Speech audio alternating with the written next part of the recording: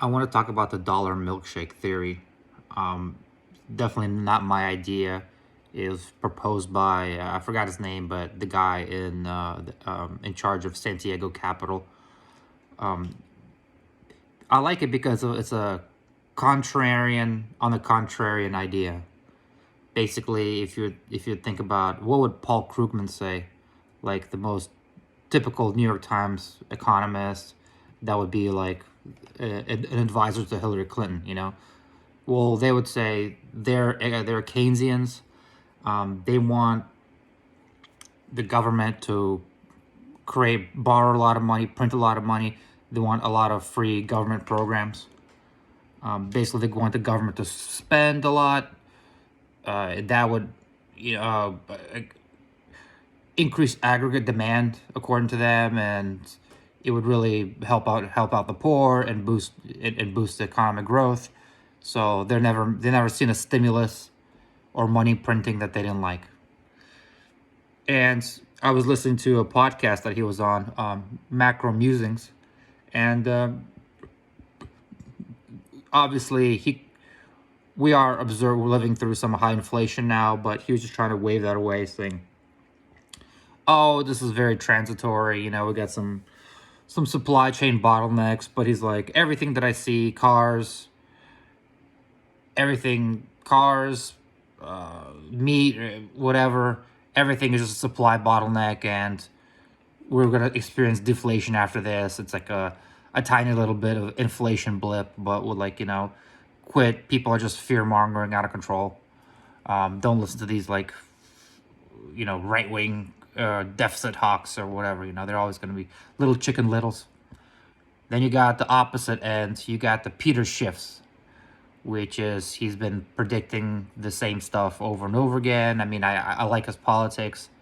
I think he's got awesome delivery. He's a really funny person, like a really funny personality.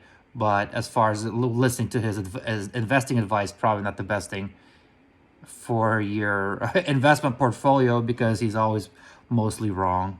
I mean, if you put money into his IRAs or trusts or whatever, you definitely underperformed for the past 10 years, the S&P 500, or especially if you put your money into for the past 10 years into tech stocks or Bitcoin or whatever. I mean, definitely outperformed gold and emerging markets like China and all the stuff that he was selling. But he's like a lovable loser in a way. Like I like his politics. His podcast is really fun to listen to, but at the end of the day, I wouldn't. Even though I'm politically aligned as far as what the government should do and what the government shouldn't do, and I'm aligned with his conservatism, not aligned with his investing advice, because it's underperformed.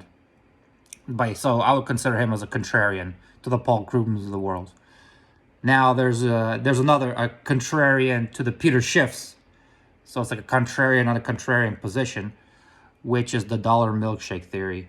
Basically, it states that while the U.S. has been really irresponsible with printing money, going to debt, the problem is you're not seeing the full picture. If you're going to short the U.S. dollar and be in gold, and you're so confident, you're like all in gold, you're all in whatever Bitcoin or whatever, because you think the dollar is going to collapse and crumble, and you have this one idea. What the guy who was advocating for this theory is just like, well, just hold on, don't be so sure, because we can have even though the dollar is shit, we can have a short squeeze on the dollar. The U.S. government has been really irresponsible, printing all this liquidity, getting into all this debt, being super. I mean, just look at the people running the government. I mean, very short-sighted. You could definitely tell that they don't have the country's long-run interest at heart. Yet, we might still have the dollar appreciate, because if you look at the other currencies, like the euro, China, Japan, all of them have been really loose with their money and racking up crazy amount of debt, creating a ton of liquidity to basically to bail their economies out from the hard lockdown, from the COVID lockdowns. So even though the U.S. dollar is shit and the U.S. government monetary policy is shit, the other countries could be worse. And they created a ton of liquidity and creating a ton of debt in their currencies. Now, the dollar is in a special position here because all the world's debt is denominated in U.S. dollars. So there is a possibility that all this liquidity would get sucked in to the U.S. dollar, bidding up U.S. asset prices like real estate and stocks. He didn't quite specifically say, but maybe things could double, triple. Even though people think like the stock market and tech stocks, they're at highest valuations, nosebleed levels. It's only going to go down.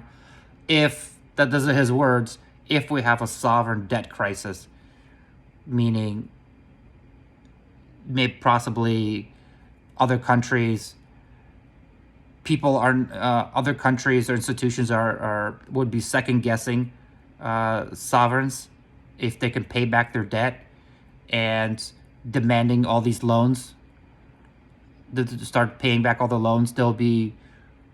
Everybody will be scrambling to get dollars to start paying off their loans because everybody's going to be squeezed.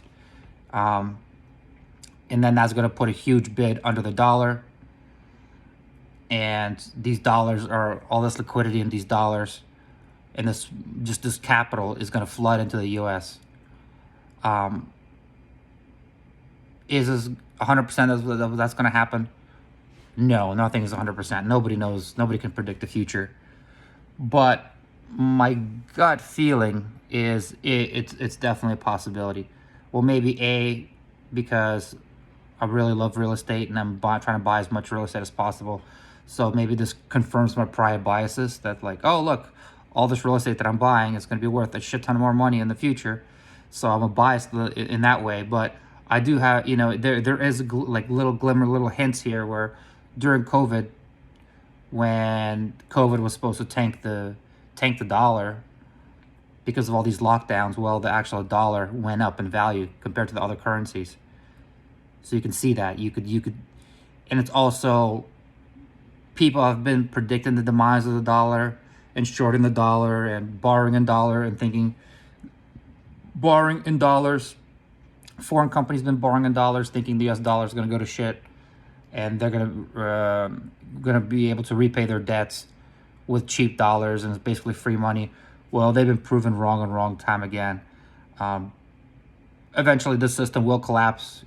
This is unsustainable, but this is like in the short term, a short term thing that we could have a short squeeze on the dollar. We could have a massive bid, and it's interesting to keep in mind because it's a real possibility. And why not set yourself up for if the scenario plays out that you could benefit from? Just keep it in mind.